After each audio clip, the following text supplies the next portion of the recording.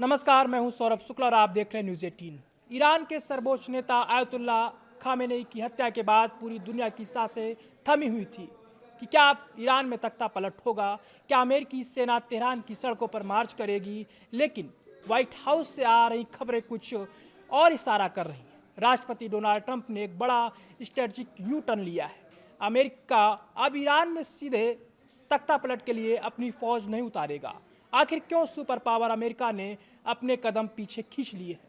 क्या ये ट्रंप की समझदारी है या उनकी मजबूरी? आइए समझते हैं इस नई रणनीति के 5 बड़े कारण।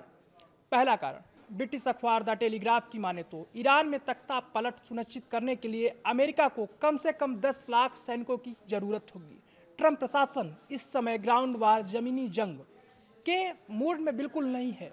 अमेरिका को डर है कि अगर उसके सैनिक ईरान की धरती पर उतरते हैं तो होने वाला जानी नुकसान मिड टर्म इलेक्शन में ट्रंप की कुर्सी के लिए सुसाइड मिशन साबित हो सकता है।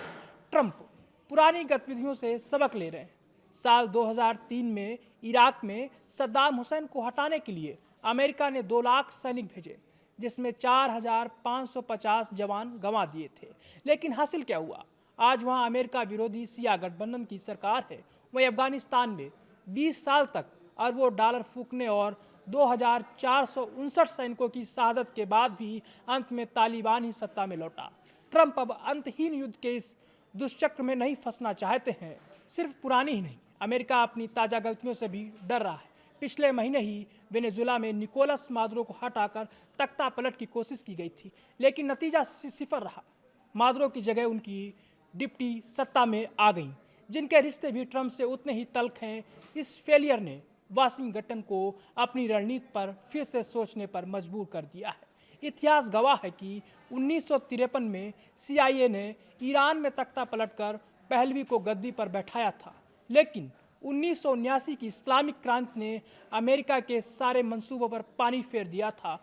उस समय की विफलता आज भी अमेरिकी विदेश नीति के लिए एक सबक है। ट्रंप जानते हैं कि जब तक ईरान की जनता खुद सड़कों पर नहीं उतरती, बाहरी दबाव से सत्ता परिवर्तन स्थायी नहीं हो सकता है।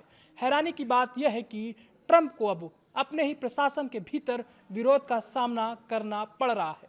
राष्ट्रीय सुरक्षा परिषद के सचिव और वाशिंगटन पोस्ट की रिपोर्ट्स के मुताबिक अमेरिका खुफिया एजेंसियों का मानना है कि ईरान से अमेरिका को कोई सीधा खतरा नहीं था। आरोप लग रहा है कि ट्रंप केवल सऊदी अरब और इजराइल को खुश करने के लिए ईरान से उलझ रहे हैं, जिससे अमेरिका को अपना हित प्रभावित हो रहा है। तो लब्बो लुआब यह है कि अमेरिका ने गेंद अब ईरान की जनता के पाले में डाल दी है। ट्रंप ने अपील तो की है कि ईरानी नागरिक सड़कों पर उतरें, लेकिन फिलहाल वहां सन्नाटा है। क्या ईरान की जनता खुद अपनी सरकार बदलेगी या खामेनेई की मौत के बाद उपजा ये गुस्सा अमेरिका के लिए ही भारी पड़ेगा? ये देखना दिलचस्प होगा।